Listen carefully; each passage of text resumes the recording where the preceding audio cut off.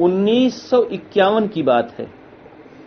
مولانا الیاس رحمۃ اللہ علیہ کا انتقال غالباً 1944 میں ہوا. 1951 میں آج سے تقریباً 70 سال پہلے دارالعلوم دیوبند نے اور مظاہر علوم سہارنپور نے باتفاق رائے یہ فتویٰ جاری کیا کہ خواتین کے لیے جماعت میں جانا ٹھیک نہیں ہے، درست نہیں ہے. تو اگر واقعی یہ حضرات دیوبندی اور دارالعلوم دیوبند کو اپنا سرپرست، اپنا بڑا، اپنا اکابر، اپنا مشفق و مربی سمجھتے تھے تو باتفاق رائے جو فتویٰ جاری ہوا تھا اب اس کام کو انہیں چھوڑ دینا چاہیے تھا، اس کام کو وہیں چھوڑ دینا چاہیے تھا. مظاہر تو وہ جگہ ہے جہاں مولانا الیاس رحمۃ اللہ علیہ رہے ہیں. مولانا خلیل احمد صاحب سہارنپوری رحمۃ اللہ علیہ کے خلیفہ ہیں. دارالعلوم دیوبند مرکزی جگہ، مظاہر العلوم مرکزی جگہ، وہاں کا فتویٰ جاری ہونے کے بعد چھوڑ دینا چاہیے تھا. اس وقت مفتی محمود صاحب گنگوہی بھی نہیں تھے جنہوں نے مخالفت کی. اس وقت مفتی عبد القیوم صاحب راجکوٹی بھی نہیں تھے کہ جنہوں نے مخالفت کی ہو اور جائز لکھا. اس وقت تو مرکز کا فتویٰ آیا تھا باتفاق رائے، قاعدے کی بات تھی کہ چھوڑ دے.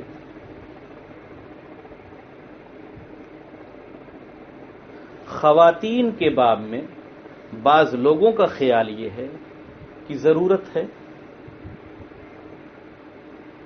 آج تک خواتین کے باب میں ان کو جماعت میں نکلنے کے تعلق سے کوئی ثبوت اور دلیل نہیں پیش کر سکا کہ ایک دلیل لے آئیں جس میں یہ حکم ہو کہ خواتین کو باہر نکل کر جا کے تبلیغ کرنا ہے. کوئی ایک ثبوت لے آئیں. تو جب کچھ نہیں ملتا تو کتاب الجہاد میں گھستے ہیں. کچھ نہیں ملتا تو کتاب الجہاد میں گھستے ہیں.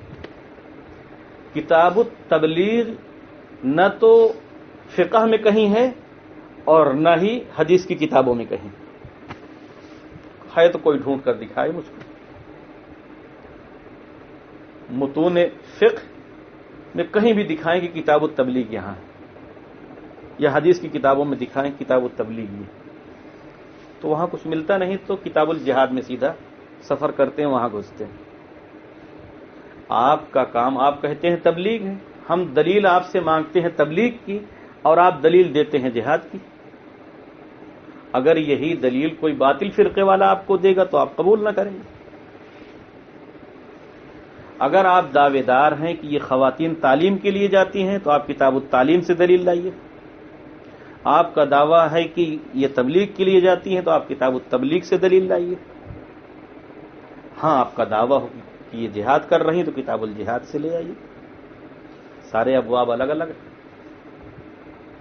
وہاں جاتے ہیں، وہاں سے کہ خواتین میدان جنگ میں جایا کرتی تھی. اس میں ایک مثال لے آئیں کہ میدان میں جنگ میں جا کر خانہ خاتون نے کافرہ خواتین کے سامنے یہ کہا ہو کہ اسلام قبول کر لو، اسلام قبول کر لو. وہاں یہ نہیں ملے گا. خواتین تو صراحت ہے بخاری شریف میں کہ وہ خدمت کے لیے جایا کرتی تھی. یکا دکا کہیں ایسا پیش آ گیا کہ میدان میں بھی ان کو اترنا پڑا، حالات نے مجبور کیے. وہ مجبوری کے حالات ہوتے ہیں ضرور. آج بھی اگر جماعت کے لوگ خواتین کو اپنے ساتھ اپنی خدمت کے لیے لے جائیں، ہم کو کوئی کلام نہیں. آپ اپنے ساتھ لے جائیں، اپنے ساتھ رکھیں، وہ آپ کی خدمت کریں، آپ دینی کام کریں، کسی کو کیا کلام ہے.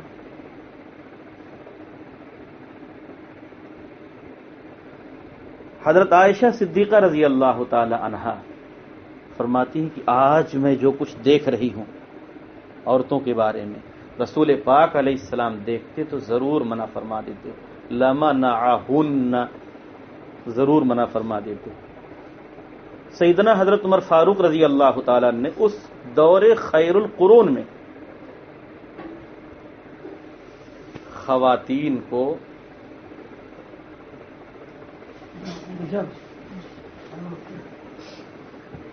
مسجد میں جانے سے مسجد میں جا کر نماز ادا کرنے سے روک دیا. اس دور خیر القرون میں رسول پاک علیہ الصلوۃ والسلام کا ارشاد ہے کہ خانہ خاتون کی نماز گھر میں صحن میں ہو اس سے بہتر ہے برآمدے کی، اور اس سے بہتر ہے کالی کوٹری کی. جتنا وہ چھپ کر پڑھے، جتنا پردے کے اندر پڑھے، اتنی ہی اس کی نماز بہتر ہے. فقہائے کرام نے یہاں تک لکھا کہ اگر وہ کہیں میدان میں ہے تو وہ بیٹھ کر نماز ادا کرے. فقہائے کرام نے یہ بھی فرق واضح کیا کہ اس کے رکوع کا انداز الگ ہوگا، اس کے سجدے کا انداز الگ ہوگا، تاکہ زیادہ سے زیادہ پردہ رہے. اس دور سے لے کر آج تک کسی بھی فقیہ کو یہ جرأت نہیں ہوئی کہ یہ مسئلہ لکھ دے کہ پڑوس میں مسجد ہے، بالکل گھر کے متصل، اور محارم کا انتظام ہے، کسی قسم کے فتنے کا خطرہ نہیں ہے، اور خواتین وہاں جا کر باجماعت نماز ادا کیا کریں. اس کو کسی نے نہیں. بس اب سب نے یہ کہا کہ فتنے کا خوف ہے، فتنے کا زمانہ ہے، کہ اب اس کی کوئی اجازت نہیں. تو اب ہمیں کیا حق پہنچتا؟ جب بغل میں متصل جگہ پر ان کو نماز کے لیے نہیں بھیج سکتے ہیں تو اب بھیج کر ان سے ہم تبلیغ کروائیں تو یہ تو زیادتی ہوگی. کہتے ہیں کہ خواتین تبلیغ کے لیے نہیں بلکہ تعلیم کے لیے جاتی ہیں، اور تعلیم بہرحال مسلمان مرد پر بھی فرض ہے بقدر ضرورت، اور مسلمان عورتوں پر بھی فرض ہے بقدر ضرورت. اتنی بات تو مسلمات میں سے ہے کہ بقدر ضرورت فرض عین ہے، مردوں پر بھی عورتوں پر بھی. لیکن اس کو سیکھنا کیسے؟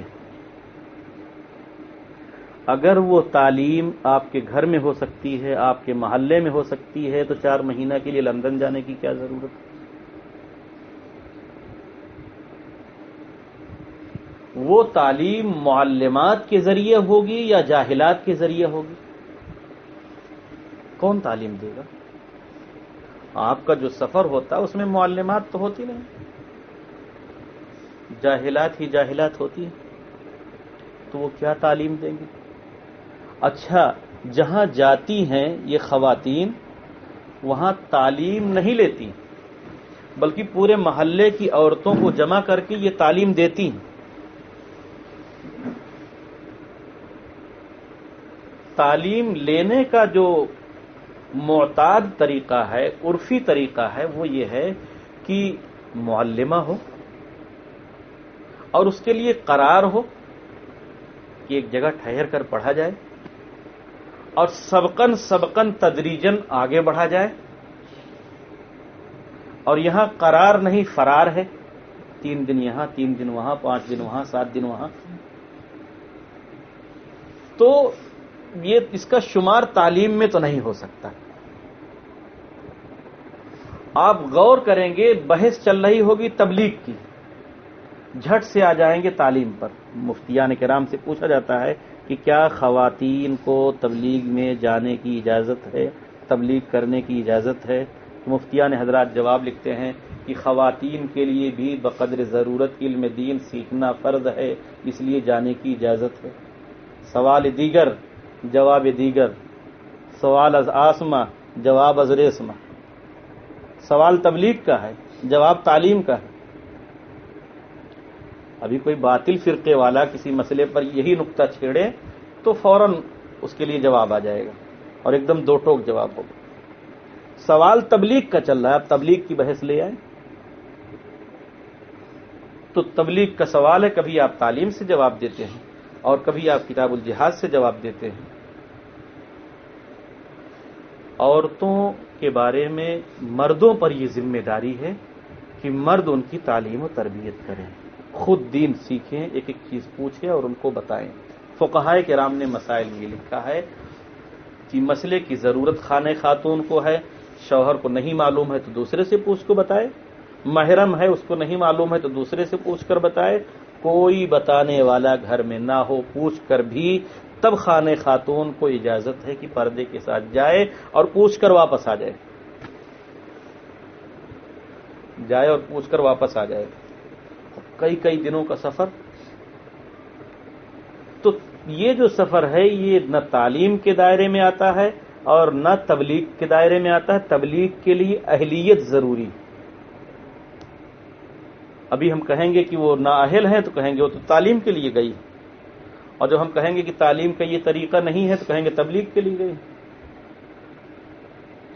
تو بہرحال یہ تھوڑی سی بحث. اب بعض مفتیان کرام نے صرف یہ دیکھ کر کہ بڑا فائدہ ہوا, بڑی دینی تبدیلی آئی, بڑا مزاج بدلا, اس لیے سمجھ میں آیا کہ ان کو جانا چاہیے. تو یہ کوئی دلیل شرعی تو نہیں ہے کہ بڑا فائدہ ہوا. اس کا مطلب تو یہ ہوا, اس اصول سے یہ ہم کو مل گیا کہ آپ کو جس چیز میں فائدہ نظر آئے اسے آپ کر گزرے. آپ کو جس چیز میں فائدہ نظر آئے اسے کر گزرے. اس سے زیادہ فائدہ جس میں تھا اس کو آپ نے کیا ہی نہیں. اور اس فائدہ کے بیچ میں اگر ایک نقصان ہو جائے, ایک خاتون کی عزت لٹ جائے, تو سارا فائدہ درہم برہم ہو جائے گا آپ کا. اور شریعت کا جو قاعدہ ٹوٹ رہا ہے اس سے تو درہم برہم ہو ہی رہا. مسئلہ دراصل یہ ہے, آخری بات جو کہنی ہے وہ فائدے پر. جتنی گفتگو چلے گی علماء کرام, مفتیان کرام, حضرات مبلغین کرام, تو وہ فائدہ گنوانا شروع کرتے ہیں. یہ فائدہ, یہ فائدہ, یہ فائدہ, یہ فائدہ, یہ فائدہ, فوائد بتاتے. میں دہلی میں تھا, وہاں یہی بحث سامنے لائی گئی کہ ہم وہاں گئے تو یہ فائدہ ہوا, وہاں گئے تو یہ فائدہ ہوا, وہاں گئے تو یہ فائدہ ہوا. ہم نے کہا ٹھیک ہے, میں نے مان لیا کہ فائدہ ہوا. یہ آپ جو فائدہ بتا رہے ہیں, اس فائدہ کی وجہ سے آپ کے اس کام کو نماز کہنا درست ہوگا؟ کہنے لگے نہیں. ہم نے کہا اس فائدہ کی وجہ سے آپ کے اس کام کو جماعت کہنا درست ہو, روزہ کہنا درست ہوگا؟ کہنے لگے نہیں. ہم نے کہا اس فائدہ کی وجہ سے آپ کی اس کام کو روزہ اور زکوٰۃ اور حج کہنا درست ہوگا؟ کہنے لگے نہیں. ہم نے کہا جہاد کہنا درست ہوگا؟ اب چپ, اب چپ. آگے ہم نے ان سے پوچھا کہ اس فائدہ کی وجہ سے کام آپ نے کیا جماعت کا اور کہتے ہیں کہ مجھ کو ثواب مل رہا ہے نماز کا, ملے گا؟ کہنے لگے نہیں ملے گا. ہم نے کہا کام آپ نے کیا جماعت کا, آپ کو روزے کا ثواب ملے گا؟ کہنے لگے نہیں. ہم نے کہا کام آپ نے کیا جماعت کا, آپ کو زکوٰۃ اور حج کا ثواب ملے گا؟ کہنے لگے نہیں. ہم نے کہا جہاد کا؟ اب چپ ہے. مطلب جماعت کا کام کرنے کی وجہ سے نماز کا تو ثواب نہ ملے گا, روزے کا نہ ملے گا, زکوٰۃ کا نہ ملے گا, حج کا نہ ملے گا, لیکن جہاد کا ضرور ملے گا. فائدہ ایک جگہ, اس فائدہ کی آڑ لے کر آپ نے کتاب الجہاد پر, کتاب القتال پر حملہ کر دیا, جہاں جا کر آدمی کو لوٹنے کی کوئی امید نہیں ہوتی ہے, کوئی توقع نہیں ہوتی. جو کوئی جاتا ہے ساری وصیتیں کر کے جاتا ہے, سر پہ کفن باندھ کے جاتا ہے, یہ طے کر کے جاتا ہے کہ اب بیوی بیوہ ہوگی, بچے یتیم ہوں گے اور بدن کے ٹکڑے ہوں گے. اور آرام سے آپ جماعت میں گئے, فون پر بات کر رہے ہیں, مچھردانی میں سو رہے ہیں, کوکو کولا پی رہے ہیں اور کہہ رہے ہیں کہ جہاد کا ثواب ملے گا. اس کا نام ہے تحریف, اس کا نام ہے معنوی تحریف. برسر عام یہ نظریہ بن گیا ہے, اور یہ آیت پڑھی جاتی ہے انفروا خفافا وثقالا, نکلو کسی بھی حال میں ہو. غزوہ تبوک کے لیے آپ علیہ السلام نے اعلان فرمایا تھا کہ سب کو نکلنا.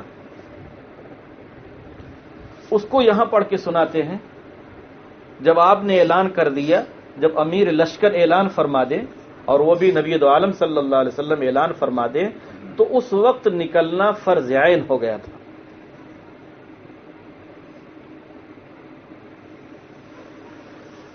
تبلیغی جماعت کا بھی تصور یہ ہے کہ یہ کام فرض عین ہے.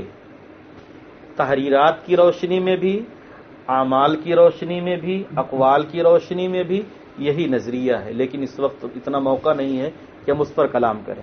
ابھی ہم فوائد پر گفتگو کر رہے ہیں. ان آیات کو پڑھ کے ابھارا جاتا ہے اور یہ باور کرایا جاتا ہے کہ فرض عین ہے.